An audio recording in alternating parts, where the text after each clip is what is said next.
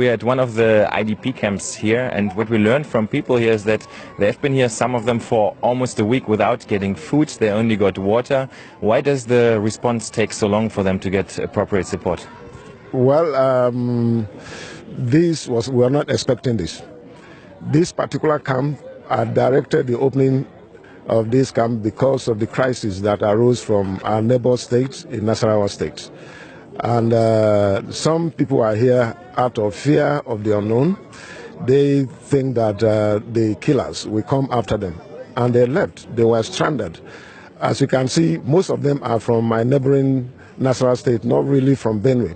And so it took time, but we have made arrangement already, food items already on ground, and that is why I'm here myself to assess things and see other areas where we can come in and intervene. Now, the security crisis has been on for quite some time. You said that you alerted the federal government long ago, but that they haven't reacted. Now, the vice president in turn said this is not true. So what's the facts here? Who is in charge of that? Well, I think that if you read the content of the refuter from the vice president, he also admitted that I submitted a letter to him. So I don't know where I lied. And he also admitted that we discussed, and he also directed the security agencies to take the appropriate action, and this was not done. And all the security agencies were alerted of this. This is a federation, and of course, our responsibility is not to enforce the law, it's the responsibility of the federal government. So all that we do is to alert them and to be proactive, to give them information. That as much I did. And so today, we are still calling on them. You're here, this is still going on, the killings are going on, and action is not being taken to stop the killings. These herdsmen are known, but for whatever reason, they have immunity against the Constitution of the Federal Republic of Nigeria, and today they are going about freely with arms and killing, and no single person has been able to arrest these people with this arm. That is my query with the federal government. So you're saying they're known and the government knows very well who's behind it, so who is it then? I have given them the report in writing. I have said it. And I've said their names in this report? Or? Yes, there are names. A particular organization, Meyatia Lakot and Hore, the secretary and president of this association, they also say that it's about occupying the land. This is not just about grazing. This thing you're seeing here is beyond just grazing. That they want to take over the land, that this land belongs to them. I don't know where they're talking that the land belongs to them. And it is not right. So it is about occupation, taking over. And if you see the style of attack and the silence of the federal government gives no one in doubt that there is complicity. So what is the solution to the crisis in your opinion? The solution to this crisis is for federal government to come out and enforce the laws of the land.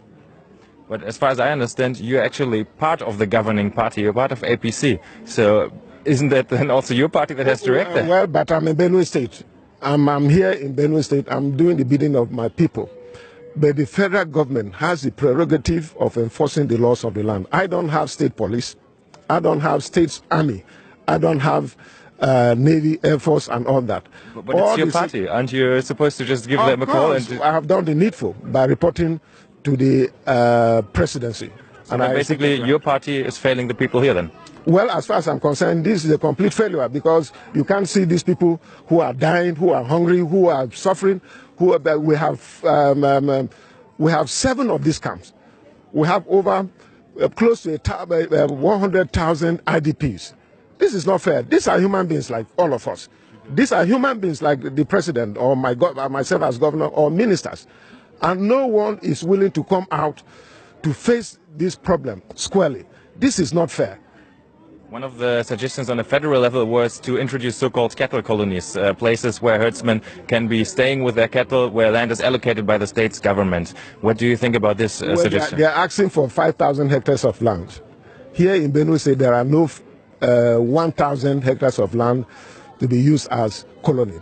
So we cannot have it. And that was what motivated us to ensure that let us provide a solution.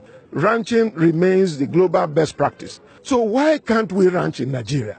Why do we argue that we want to live in the 50s when we're in 2018, in the 21st century? We're talking about cattle colonies and cattle routes and all that. Where are the routes? Where will you get the land for the roots? In the 50s, when cattle roots were designated and grazing areas were carved, the total population of Nigeria was less than 40 million people.